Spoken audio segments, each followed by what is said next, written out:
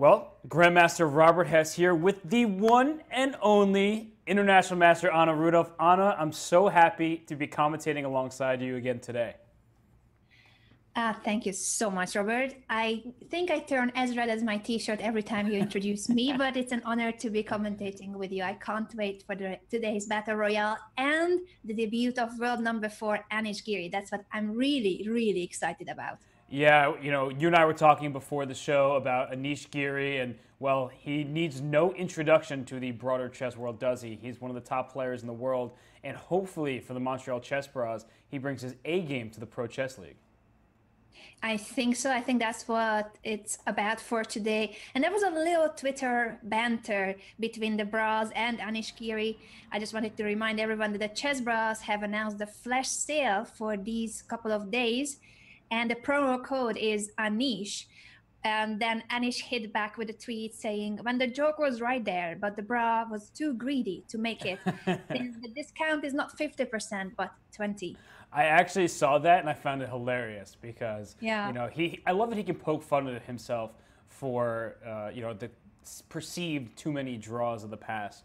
But Anna, if you had to make a prediction, I'm sorry to put you on the spot. How many points is Anish Giri scoring out of the 7 possible games today? 7. 7 out of 7?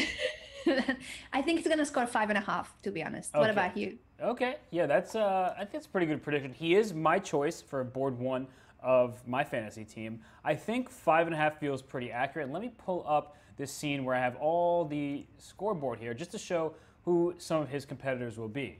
Right, we have Sergei Grigorians for the Moscow Wizards, Nikita Meshkov, so he's playing right now with the Estonia Horses, Luka Lenish of the Turtles, Bador Jabawa, Tomchak of the Bears, Postny, and I'm actually going more than 5.5. The more I look at this, the more I say Anish Giri is just too good. He's too good. So I'm going with 6. 6. Yeah. And after your prediction, I think you gotta tell us about this Rook A7 move that Anish has just played. It's called protecting your rook by putting it on a hanging square, right?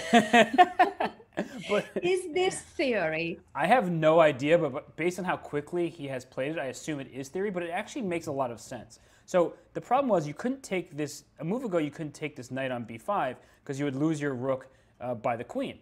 By playing rook a7, you're now threatening a takes b5, and if you go knight a7, I go queen takes b2, hitting f2, hitting the rook on a1, hitting the knight on c3, and that's just a ridiculous triple attack that I don't see how white will defend everything. So this is a temporary rook sacrifice, but after queen takes b2, black's attack is way too dangerous. I'm loving this rook a7 move. I've never seen it. I wonder if this is a novelty at all, or simply it's a not so well-known variation that we are looking at. But I think white was definitely surprised by this move, Meshkov's. I mean, what is bishop? Can I just take a piece? Like, what if I just? Yes. Okay, I get the best reaction. Anna, knights are tricky though, because the knight on e5 and the knight on g4, they need to protect each other. So white is, at some moments, threatening to move pawn to h3. So I guess the question is, if I play a takes b5 and you play queen takes b5 back, if I have to take you on b5, well then I'm not happy because knight takes b5 back, and then white will play the move h3 and win the knight on e5 or the knight on g4. Yes, indeed. So after a takes b5, queen takes b5, we shall look for a different move for black. Okay. Queen is hanging, so it's got to be a queen move. Oh, maybe queen d8 so you can protect your, go rook a5 to protect your knight on e5. Genius. Whoa. If this is working, this is beautiful geometry. Queen d8, so that after h3, rook a5 intermediate move, protecting the knight. Wow. Also, bishop takes in case of queen d8, bishop takes e5, rook a5, and then black wins back the piece and will be a piece up. Although maybe white can sacrifice the queen somehow with, like, after your bishop takes e5, rook a5, bishop takes g4, rook takes b5, knight takes b5, and I'm not sure if this works out, but that knight and bishop combination on e5 and b5 looks pretty scary to deal with in the c7 square.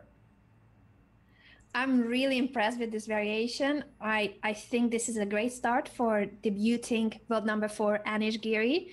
Of course, his theoretical knowledge is impressive.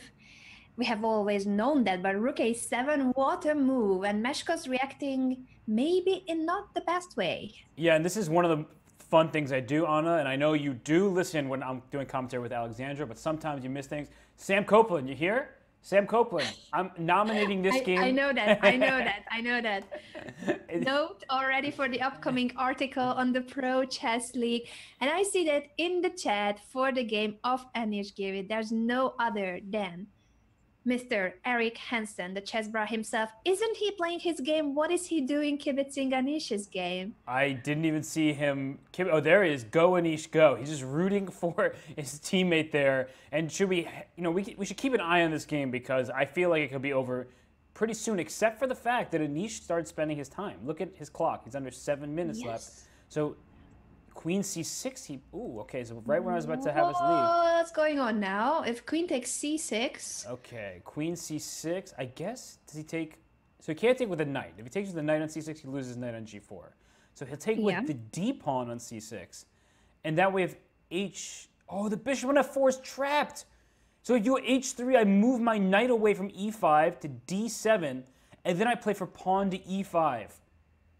Wow. And after bishop G5, F6 or H6 and G5. Oh, so yeah, you take here, I go E5, bishop G5, F6, and your bishop has one safe square on H4, and I go G5 and trap your bishop. Wow. Beautiful. Wow. And so if you take on C6, and I play D takes, bishop takes, H3, knight D7. What if I take on G4 with the bishop so that once you play E5, I take your knight on D7 with check? I think you play this move H5 first to kick the bishop off of G4. Because if you played E5, bishop D7 check, bishop takes D7, and then white will take the E5 pawn. So by playing H5, you distract that bishop away, and then you play E5. This is amazing stuff by Anish Giri. We shall see if this is going to be on the board, but I think your prediction, the analysis that Robert has come up with is exactly what Anish is planning. After queen takes C6, we are expecting D takes C6. What an incredible position. This is only move 13, and already both players are going extremely creative, but only one of them can be right. And it's definitely Anish is right. He's going to play. So this is very important why he took with the pawn on C6. If he'd taken with a knight instead, then this knight would have come to B5, and that's going to be a problem on the C7 square, and it looks like white is getting out. So that is why, just to reinforce that, he did oh my gosh. Anish is a genius. Knight D7, you're a genius. I heard when Alexandra said Robert Hess is not allowed to participate in the Pro Chess League because he would be immediately accused of computer assistance for all the great moves that he's making. I agree with Alexandra Robo Hess. So there we go, Robert predicting exactly the same moves as world number 4 Anish Giri plays. Honestly, he helped me out because I thought Queen D8 was the move. He played Queen C6, and then I'm like, why would he do that? It's because he's a genius. And I hate that I'm complimenting him because, we're both friends with Anish. He'll love the fact that he's being talked about in such a positive manner, and he'll never let me live it down. So we're going to have to either change his game or hope that no, of course I don't want him to play worse, but all jokes aside, Anish is just such a wonderful person and a wonderful player. And I mean, games like this, just this opening preparation and then finding Queen C6 and Knight D7, a very obscure retreat that is going to win him material.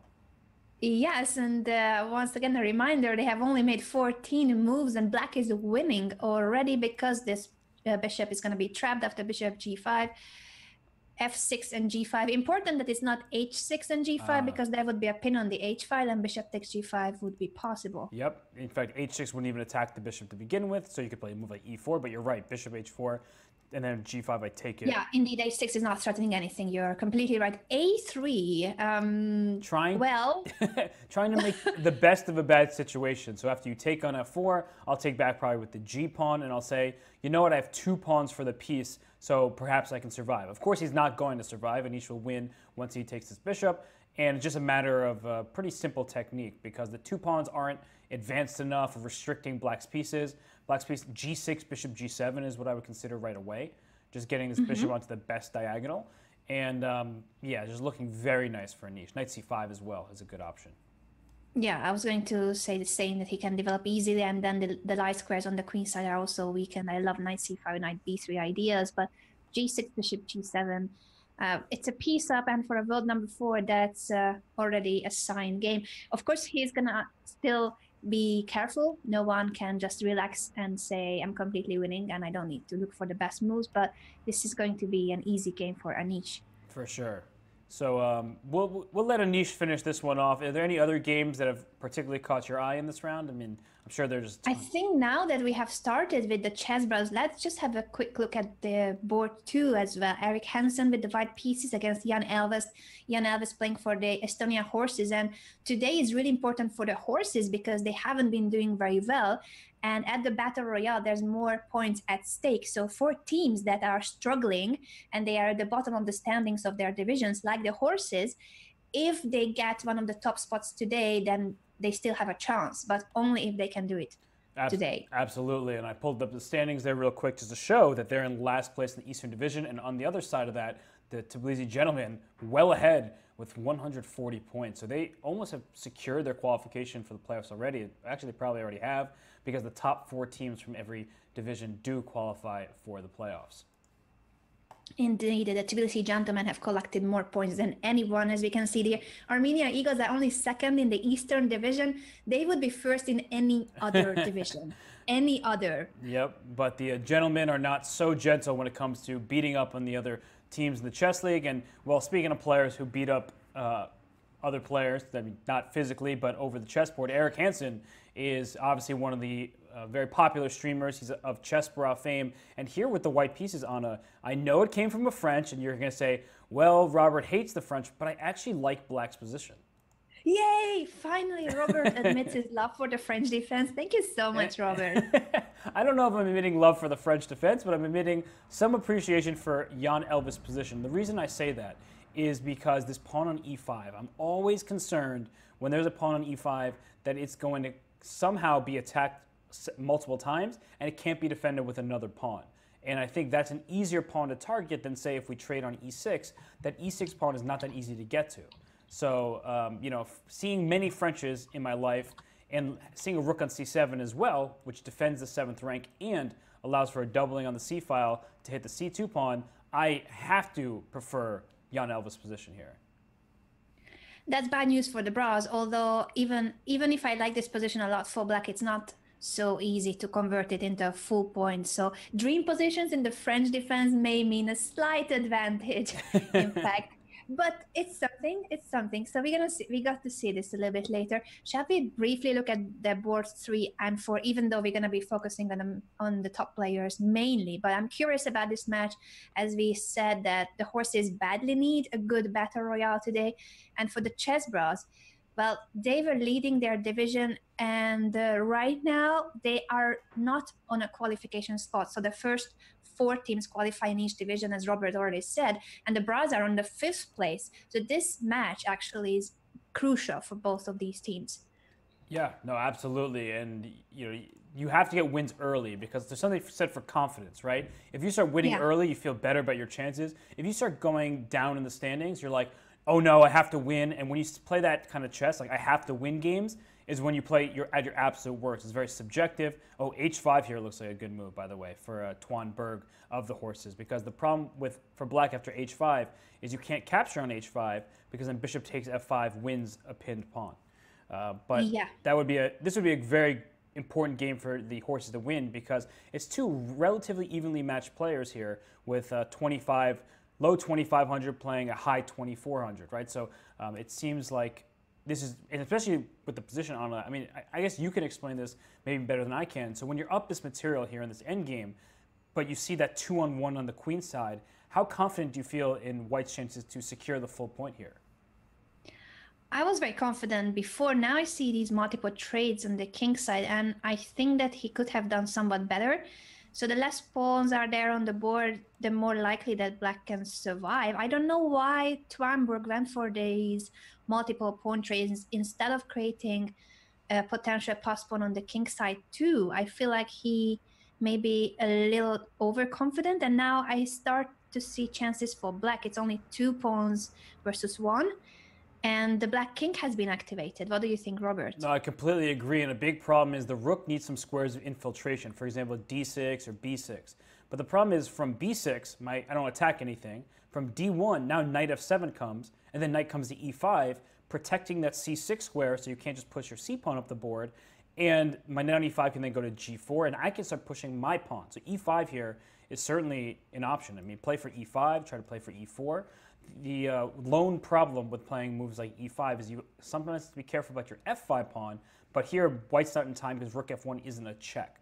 So I would play the move e5 and then just try to play e4, and the counterplay of my advanced passed pawns I think is good enough for black to hold the bounce here. And I wouldn't be surprised, Anna, if somehow black becomes better in this position because the pawns are faster. Wow, that would be quite a twist if black manages to get the upper hand in this game. But for now, I completely agree that white must have messed things up, and finally we reach a position where black is doing okay to survive.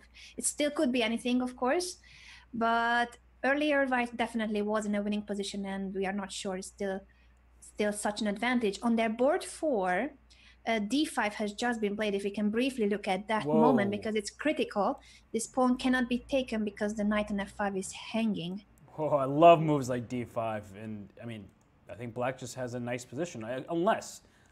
That's my initial reaction. Unless I allow this move knight takes e7 to happen, then my king feels a little bit iffy. But the move d5 just, I mean, it looks great. You can't take it, like you said. Where's that queen even going? Great question. Where shall it go? It doesn't have so many squares. And then black can either take on e4 or push d4. Both look very tempting. Yeah, I mean, queen a6 is an option, but then all of a sudden, like you said, d4 might be an even better move than taking the pawn, because I can always take that knight on f5, and maybe even in the initial position, I could take on f5 and then play for pawn to d4 and say, well, my pawn on d4 is the most valuable pawn on the board, and I mean, 2 bishops be damned, essentially. Yeah, I wonder if the chess bros will survive this round, but it's ups and downs, ups and downs on plenty of the boards. Yep. How is Eric doing? And shall we check back also with board 1? Although Anish gave it a piece up, should be very comfortable in winning. Yeah. So that's 1 point for the bros. I went to Anish's game very quickly here, and his rook's on a3. He just won the pawn that was there. His king is on e7, but who cares about king safety when it's in, queens have been traded off and you're up a piece like this. So yeah, this looks completely winning for Anish. Back to Eric Hansen. Well, whoa. Okay, so he could have taken this rook on c4. Oh, what has happened? Well, he didn't take this rook on c4 because he didn't want to make a draw. Right, queen b4 check, queen c3 check, and we just go back and forth. That would have been an immediate draw. So Hansen playing for more, which is either a very risky decision or a great decision, because I like the queen on f2, so you're ready to take on e6 and go queen f8 check. But what if black just continues with a move like queen to d4 here and says, if we trade queens, the endgame might favor me? Yes, I wonder if Eric is taking too much of a risk, because in a rook endgame, as Robert pointed out, this rook on the 4th rank would be just collecting first the g4 pawn and then the rest of the gang. So queen d4 is definitely a move black should be considering here. Also, Elvis is up 3 minutes. Eric is below 1 minute. So he's definitely feeling confident about his chances, but I don't know if objectively speaking, he made the right decision. Yeah, it looked like a moment where you just say, okay, I'm higher rated, I had the white pieces, but my opponent played really well. And I think that's a big problem with ratings in general, Anna, is that when you have the higher rating, you often pressure yourself to win games. But you just got to play the board. And right now, I don't see how white can be better. And especially with the time situation, like we're pointing out, 20 seconds.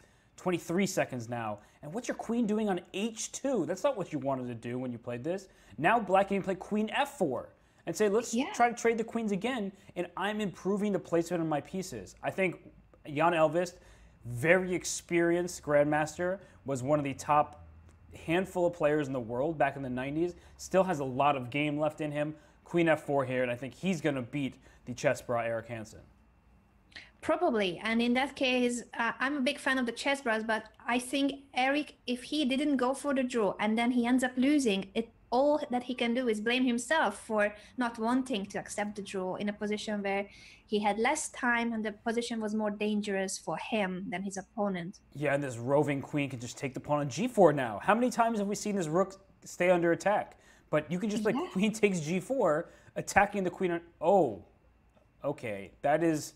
not the move I was... Surprising. Still good for black, I think. But he could have just taken a pawn. And look at Eric trying to create an outside pass pawn, but Jan says, well, the extra pawn is more than worth it for me. Because what Eric wants to do is play for g5 and spring this h-pawn free, but playing g5 would actually just sacrifice another pawn, and thus is probably not good for the near future.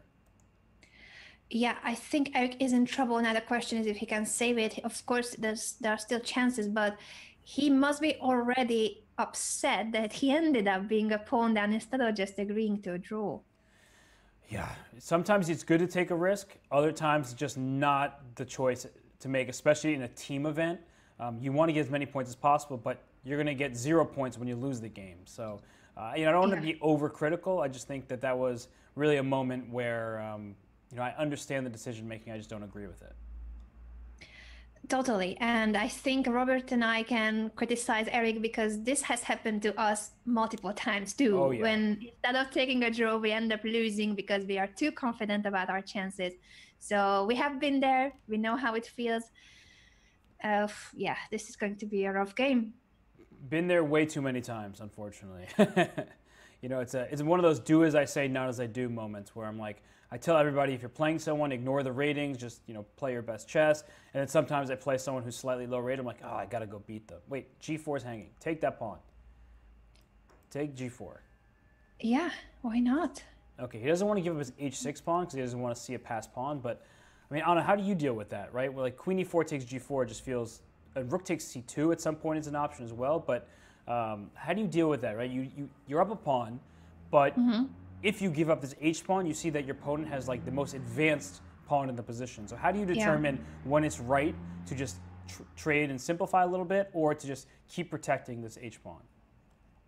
I think Alice is being practical, looking at Hansen and the time situation. 9 seconds only for Eric. So if he keeps the h-pawn alive, I think that's better for the time scramble because Eric has to come up with more creative moves than just pushing the h-pawn if he had a pass pawn. Yeah.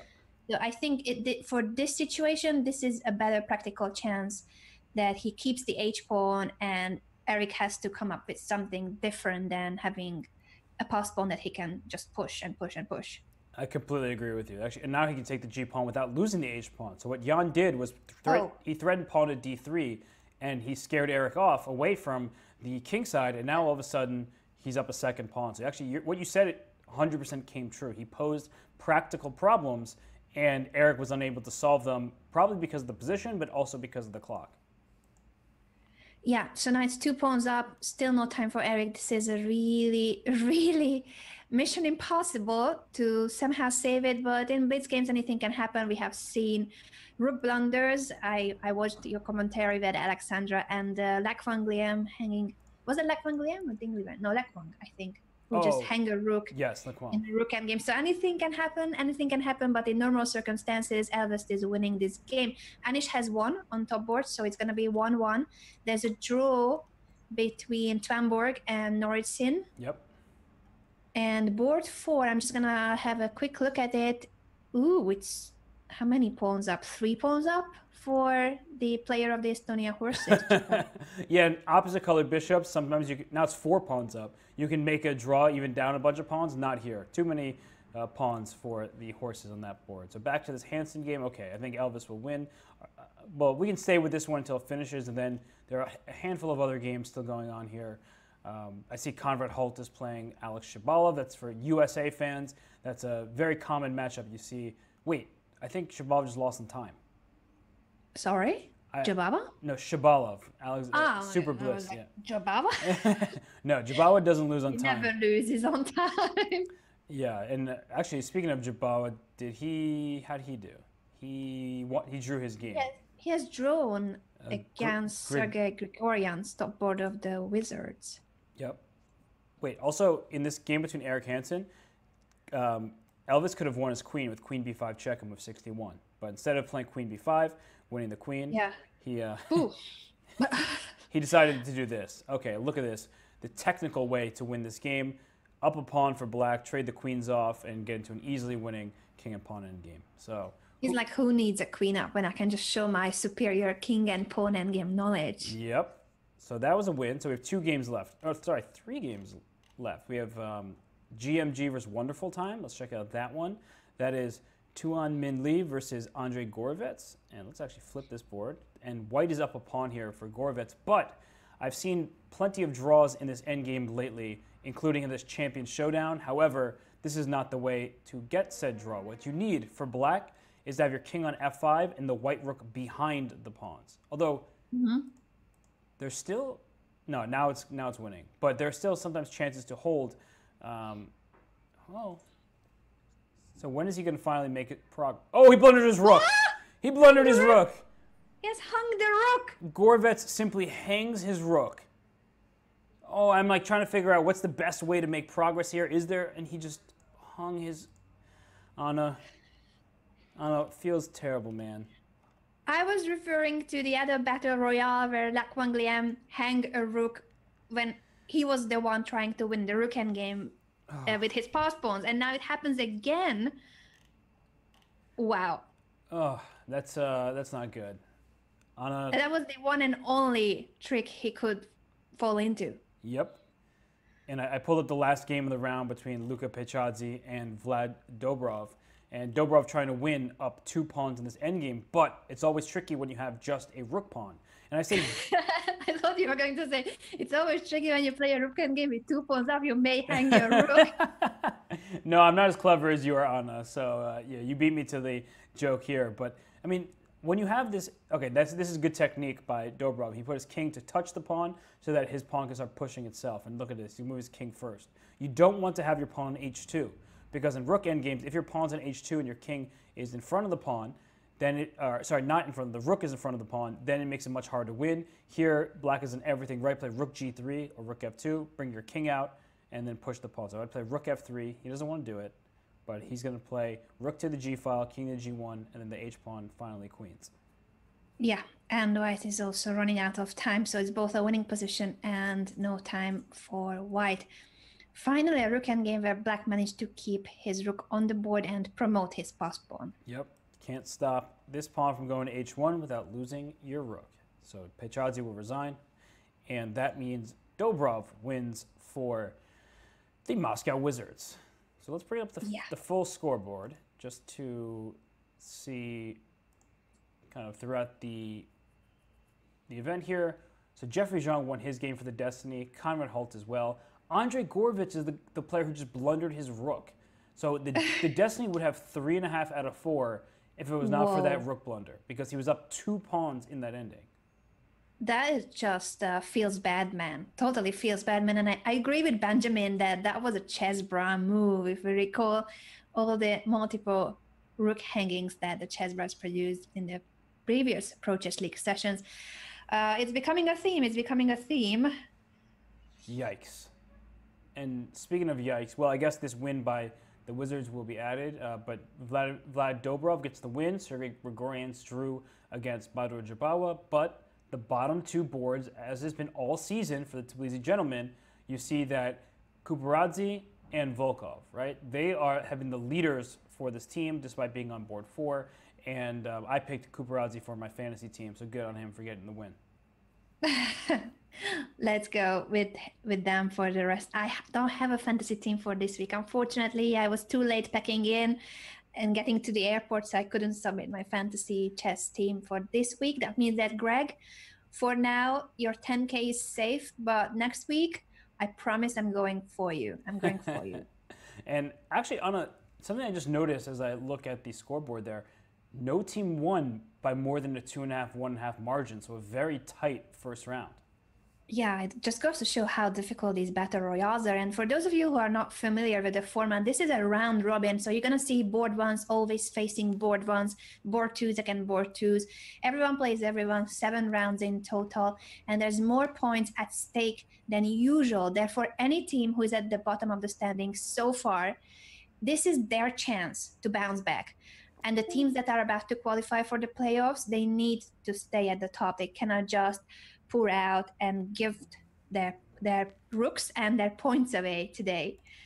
Right, absolutely not. And I brought up all the logos, the teams. I love the Moscow Wizards logo. I always say this, but these are all the teams in the league. And just been a very fun season thus far. It will continue to be. So let's pull up the chessboard back again. And I don't even know which match to focus on. Anish Giri is always a good place to be, I feel like.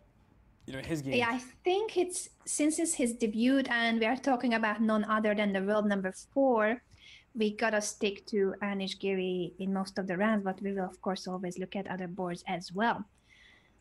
Yeah, for sure. And Anish, he has the black pieces again, so he just won a nice game with the black pieces, and now he has black again, this time against Tomshak from the. I think he just saw the field and that he's like 100 or 200 points above everybody else, and he said, "Okay, I can take 7 blacks. I'm okay with that." He's like, as long as I give 2 whites to my other teammates, I'm down to do that. So, Yeah. you know, And also in Vaikanze, if we remember how he was doing, he won all his games at the beginning of the tournament with black. yep. So the joke was that he should have played all games with black. Even Sergei Karyakin tweeted about that.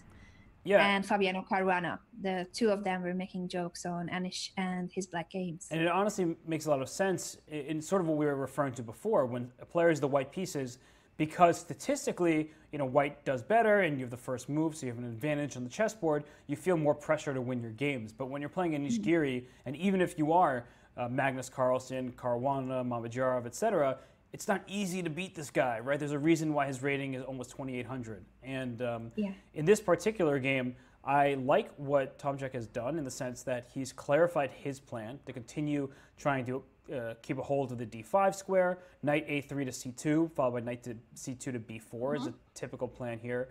And if you ever play f5, and this is his Magnus Carlsen idea with the king on h8, rook to b8, I mean, he did this in Vaikanze, so perhaps this influenced Giri. Whenever you play f5, you have to be very concerned about how that impacts your remaining light squares. Because if the bishops get traded after you play f5 and we trade on f5, then strategically white is almost winning with the light square control. So it's something that's important to keep in mind. When you play a move like f5, it looks aggressive, but it has clear drawbacks as well. Indeed, that was a very good summary of this particular variation of the Sveshnikov. As Robert said, this was already played by Magnus just a few weeks ago. Now, Magnus is not playing in the Pro Chess League yet, and some of the teams started tweeting Magnus Carlsen which team he should join. So there's a bid for the world champion, and I wonder if any of the teams will manage to get him for the last few weeks, because this is week 7, and there will be 3 more weeks before the Pro Chess League playoffs.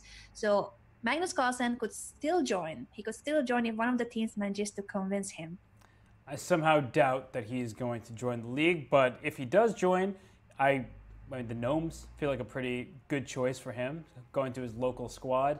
But yeah, I think he's going to sit this one out, just my guess, my educated guess, I guess. Well, one of the teams that tweeted at Magnus was the Berlin Bears, saying that he could definitely take it as a challenge to make a team that is at the bottom of the standings qualify for the playoffs. So if he joins the Bears, there's a challenge. Yeah, no, if he joins the Bears, well, they're going to be a very happy. Bears, I mean, they're predatorial, right? Kind of. I mean, some bears are kind of nice, but Yeah, from Gnomes to Bears. The New York Marshals also would love to have Magnus on their squad. Actually, which team wouldn't like to have Magnus Carlsen? No, it's very true. And well, Magnus is kind of a bear, right? They don't like. I guess bears, of course, they're predators, but they don't really have predators. Like, no, they're not prey to anybody, and that feels pretty accurate for Magnus because he's the #1 player in the world and has been for a very long time. Yeah. Whew. So You got away with it, Robert. Yeah. Where do we go? Which game? So I have the Giri game up, of course, but it looks like they're playing a little bit more positionally right now. Is there any game with tactical fireworks that we can? Yeah, I think Jobava's game is looking promising. It's Lexi Saxi with the white pieces against first, second, aka Nikita Mashkovs from the Estonia Horses. The top team of the Eastern Division versus the bottom team, the Estonia Horses, trailing. Now we're talking. And that's when H4. This is a position to talk about, yes. So you see the move H4. You have the black pieces. Sorry, because white's position is just better here.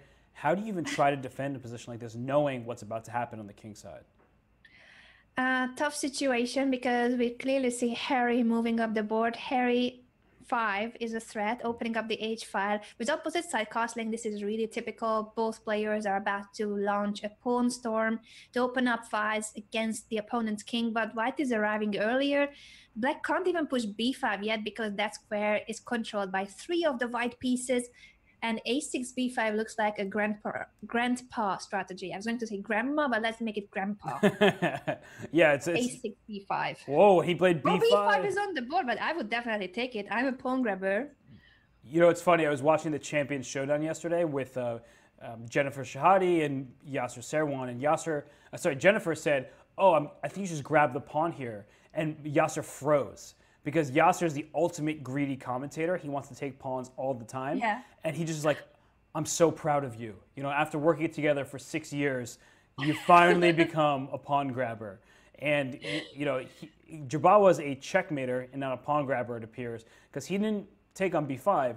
He said, I'm just going to mate you down the h file. So if you play h takes g6 now, and then f takes g6, can't I just go rook takes h7 and don't care about my knight on c3 and just try to checkmate you? Yeah, white does not care. This is typical Jabava. He could have taken the b5 pawn, but instead he just wants to give mate. And h takes g6 is on the board after f takes. Rook takes h7. As Robert has called it, this could be it. This could be game over. Yeah, this is looking very painful because you could take this knight on c3, and I think it's worth exploring why taking on c3 doesn't actually work out so well. White just plays queen to h5, right? You just ignore your king because your king's not getting mated yet, and there's already checkmate in one threat with queen h7. Oh, it's brutal. It's a brutal position here for black to deal with. So the knight is captured and queen h... Oh, no, he hasn't played it. Sorry, no. I thought that... I was looking at the analysis board, but black is still thinking. In either case, I think both f takes g6, rook takes h7, and b takes c3, queen h5. I don't see how black can survive. So he takes the knight, and after queen h5... He went b4. I love it. He's a genius. He's just saying, you're not even getting a potential attack on my king. So I played b4. You can't get to my a3 pawn, which is the way you need to go to checkmate me. And now he's going to play g7. Jabal is a beast. He is a beast. And we have some behind-the-scenes information from Pro Chess League Commissioner Greg Shahadi. Since there are cameras on every player, we can't show the cameras, but they are being observed. And he's saying that Jabava is dancing non-stop during the game. Well, I would be dancing if I had this position as well, because the move g7, people are like, wait, why g7? Wasn't h7 hanging? Yeah, you could have played rook takes h7. Do not play g takes h7. That's what you call an umbrella pawn. It actually defends the enemy king.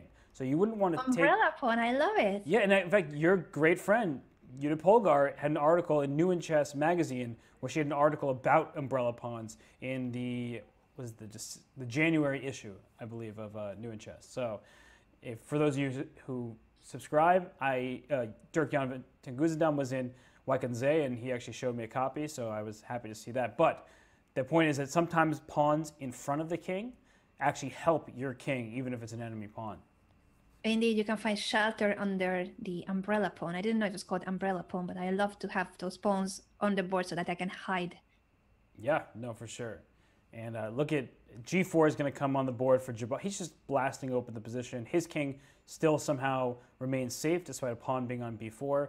And just what a player. What a great player. Indeed. I agree with Benjamin Feingold. Shout out to Grandmaster Feingold, who's here with us in the chat. He's saying that it's Rihanna's favorite pawn. Nice. The umbrella Ella A. Yeah, the Ella. Talking about my umbrella. Okay, I'm not going to sing, but it's now stuck in my head. So thank you, Ben Feingold, for getting that song stuck in my head. G4, typical Jabava, but what a brilliant game, giving up the c3 knight, them going b4. He's not in a rush at all. Okay, he's already an exchange up, but when he was a piece down, he was still not caring too much about the material count. Yep. So go Jabawa. It's not your birthday, I don't think, but you're playing like it is. So yeah, he's amazing. But he's going to win this game. Are there other games either in this match or in another match that have caught your eye? Because yeah, I feel too bad for Nikita Meshkov to continue looking at this position. It hurts. It really hurts. Yeah, we gotta switch. Let me look for another exciting position. I think this could be a potentially nice attack between Wonderful Time and Gamma Gramma. Gamma Grandma, I like that. And Wonderful Yeah, Time, that is Vasily Usmanov and ooh, Tuan Min Lee. I feel like I'm looking at a Ginger GM game with the white pieces because he got rid of his Harry for his opponent's Gary, and now the G file is open. Rook C to G1 is coming. Rook G8 is going to be a mating attack. There's no way Black can defend this position. I have absolutely no faith in Black's ability to defend here. It just looks like a brutal attack. The bishop on B7 is no match for this amazing knight on E5. It's one of the best pieces I've ever seen in my life. I agree with you. It's a good knight versus bad bishop, plus all the heavy pieces of white are way stronger and more active, and the white king is way safer than the black king, so it has to be curtains in a few moves. Rook G8 check, he can take them on H7 or Rook G7. Isn't it just game over already?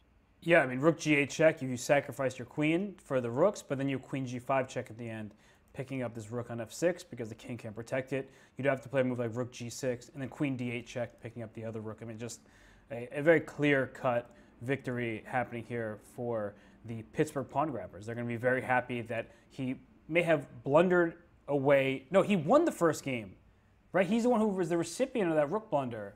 Yes. Wow, so he's just, I mean, he's in, okay, the first game he got a bit fortunate. This doesn't look like fortune at all. It just looks like a simple crush. So well played by him. Queen H4, threatening Rook G8 check. That way the Rook on F6 will be hanging. I mean, this is just such a bad position for Black that pretty much any move for White was winning. Yeah, what a fine move, Queen H4. I was first puzzled, but simply there's no defense against Rook G8 now. Yikes. Yikes indeed. Yeah, painful. Let's move on to another board because this is already a decisive advantage. I'm looking for another exciting position so that we can show you guys some instructive stuff. I'm going back to Lexi Sexy, but he's about to win. Maybe we could see the end of this game. Beautiful. Rook G6 has just been played. Everything is pinned. That is, I mean, this is just sweet. Like the long diagonal, the H file, F6 is falling. He's just so good. When he's on his game, he's so amazing, Badur Jabal. Yeah. But when he's off, he's one of those players who could lose to like literally anybody. He's like that kind of crazy style where he just has no fear. I don't think he has like an ounce of fear in his body when he plays chess. So he's able to just like sacrifice all his pieces and either win beautifully or lose what looks like, you know, a sort of a coffee house game. Indeed, yeah, the two extremes. But I'm happy that today we are seeing Jabal at his best. At least so far, it's a very promising start for Lexi Sexy. Yeah, this is just a clear win. So Meshkovs is having a tough start playing against Giri and Jabawa, but okay, most of us in the world would have a tough start playing those two players. And there's no shame in losing to these two incredible grandmasters. Yeah, mentioning Anish Giri, shall we have a look at the position, how it evolved since the opening against Tomchuk? Whoa, okay, I got that board up, and I'm confused as to who is better here because I see even number of pieces. This is always what I do because sometimes I miscount. I'm always now making sure 5 pawns, okay, even. 3 pieces, 3 pieces, okay, even. You know, it just there have been games in the Pro Chess League where I'm like, oh, it's even, and then I realize one side's up a knight. But important, yeah. I'm very bad at maths. John knows it, so I need to double check. I have managed to count every single pawn. Now after knight c7, though, I wonder what's happening. Bishop b3 is one move. Bishop takes f4 is another move. So there are like multiple pawns that can be captured. what was The d6 pawn is also in the air. This is a little confusing. Okay, so I think some combination of bishop b3, bishop f4. I'm not sure in which move order. I think it might transpose because if bishop b3, I guess rook takes d6 will be played, and if bishop takes f4. So bishop b3, rook d6. My bishop on h6 is under attack, so I should probably move it and take on f4. It looks like black got the better of this because I feel like that's a more important pawn, this one on f4, as now once his bishop moves from f4, I can actually move my f pawn as well, and I feel like white's king feels a little bit less safe than it did. Oh, he took with the e pawn on f4.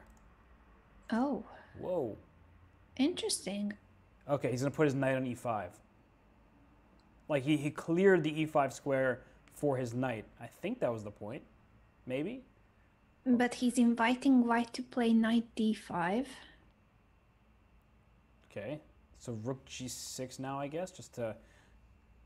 So knight e6, doesn't it just win everything? I mean, knight e6 hits 2 rooks and a bishop. Oh, so they played something different. Yeah. Knight c2, bishop b3. I'm catching up with the latest moves. Wow, what is happening here? I really cannot tell you. And Geary played that move very fast. I mean, he allowed knight e6 with a fork on all the pieces. Then after knight e6, he went knight c8, saying your rook is having trouble protecting this knight. And so he took on g5. And now black's king feels iffy. Queen d4 check will win a piece if I can do this in a timely fashion. The bishop on a4 is hanging over there. Wait. Yeah, why did he not play Oh, it he blundered. earlier? Couldn't he White, just... white blundered a rook. I mean, one of the rooks here. Ah! He stepped into a double attack instead of playing queen d4 earlier. This was such a confusing game. Yeah, could have. And then, I was just going to point out that the two players are on 2.5 minutes, but they play like it's a bullet game. Well, maybe that's why they're missing things from both sides here, because it looked at the start of the position, it looked really good for black. Then all of a sudden it looked good for white. Then black won material, and I'm not sure. Wait, bishop d5, doesn't that win material back? I'm so confused by this game. This game is crazy. I mean, Anish should be a bit concerned about his king, but knight e4 is just saying, well, look at queen takes f4, knight f2 check. King g1, knight h3 check. Fork winning the queen. Beautiful fork knight. This game is kind of awesome. It is awesome, but it was also a little bit dubious at some point. Maybe that's why we are enjoying this much following the game, because it had its ups and downs. Would you be surprised if there's a smothered checkmate that happens with queen e7 and eventually knight f2 check and things like that? Here, queen e7. So Let's see. I'm curious. Now, of course, Anish should be converting this. This is an exchange up, and not so many pieces left, so there aren't many tricks that white could create. Actually, I don't see a single trick. Well, the question I have for you, Anna, is would you try to trade queens as black, or are you worried that there are not enough pawns left and they're on the same side of the board? So there might, like queen e3 check would be a tempting move to many players who think, oh, trading queens, I'm up material. But how would you evaluate that decision? I think it could be a good decision, but I'm also wondering if black should just keep the pressure further. Yeah. In terms of time situation, it's very even, 2 minutes for both players. I'm curious to see. I think myself, I would go for the trade of the queens, but I don't know if that's the best decision here. What about you, Robert? Yeah, no, I think objectively both decisions are probably level, but they're so different, right? On one hand, okay, h4 is a move that I'm not brave enough to play because I'm worried that now I've given away too many squares in front of my king and now I have a backwards g-pawn. But to answer the initial question, yeah, it's really hard to make as black because I think you're right. Especially in a blitz game, you want to keep that pressure up in a way where there's no risk for black. You're not getting checkmated. Your king is safer. And I think Tomczak is trying to go queen d4 now. Like he's saying, I'm going to try to trade the queens because if the queens are off the board, I feel like, well, I have an extra pawn. There aren't that many pieces left. Your pawns are disconnected, means they can't protect each other. There's queen d4. I like what both sides have done. And look at black saying, I'm not going to take on d4 to help you. You're going to take on f6, and my king's going to be more active. So I really like what both players have done in the last few moves. And I'm torn. I don't know if this is closer to... I feel that it's closer to a draw than a win. But there's not much time left, and anything can happen. Yeah, in the meantime, I quickly looked at board 2 of the chess bras. Eric Hansen, with a rough start, he refused the draw in the first round, then went on to lose the game. And now, again, he is on the wrong side of an endgame. Yeah. Is it like 2 pawns up for black? I'm trying to count. Yes, it's 2 pawns up and active pieces, active king for baby legs. That's Eric Brown from the Berlin Bears. And now he's about to win another pawn on a3. That's very good decision-making by Braun, just right after the a-pawn. Why not? I mean, it's hanging. Don't play knight e6. You might want to block the check to keep your king centralized, but then bishop g4 comes in, winning the pin knight. So instead it was king d6. e4 is well defended. a3 cannot be protected. This should be an easy conversion at this stage for the Berlin Bears board 2. So far, Anish Giri seems to be winning all the games for the Chess Bros, but Eric Hansen is doing the opposite. So Yeah. they have 50% between the two of them. And Anish had started with 2 blacks. Eric Hansen started with 2 whites. And going 0-2 with your 2 whites is not a good look. I mean, just not great form, it seems. But I think Anish is making progress finally. I would play knight b5 here. And he goes king g4, which is super logical, just trying to actually advance your king. h5 is hanging. Now knight f5 is a move to go after the d4 pawn. In fact, knight f5 just looks great for black. Anish is definitely going to win this game. Yes, I'm confident that he's winning it. So I will quickly have a look at the rest of the Chess Bros if I can find them. If that game starts still going. Actually, Maroon Tomb has won his game already on board 4 for the Chess Bros. So that's good news for the Brav fans. Whoa. He won. Oh, the Wow. final position is beautiful. Hey, Sam Copeland. Sam. Hello, Sam. Yeah. Queen knight 6. Sam, Maroon put his opponent in the tomb and went queen to h6 to finish this game off. Because if bishop takes queen, well, the mate in 1 is thrown on g7. If bishop takes queen, rook h6, and rook h8 is forced mate. So unfortunately for Sarah Holt, is that how you pronounce it? Holt? I think Holt. Sarah Holt. Gotcha, the 2 O's. Confused me there, but the checkmate on h8. Sam Copeland, you listening? There he is. There he is. Sam, I've summoned you from the dead because Maroon Tomb has got it going on. That's a great win. So, Hansen about to lose. That pawn's about to promote from on b3, and Anish Giri's still going. This game reminds me of like one of like the World Championship games between Magnus Carlsen and Fabiano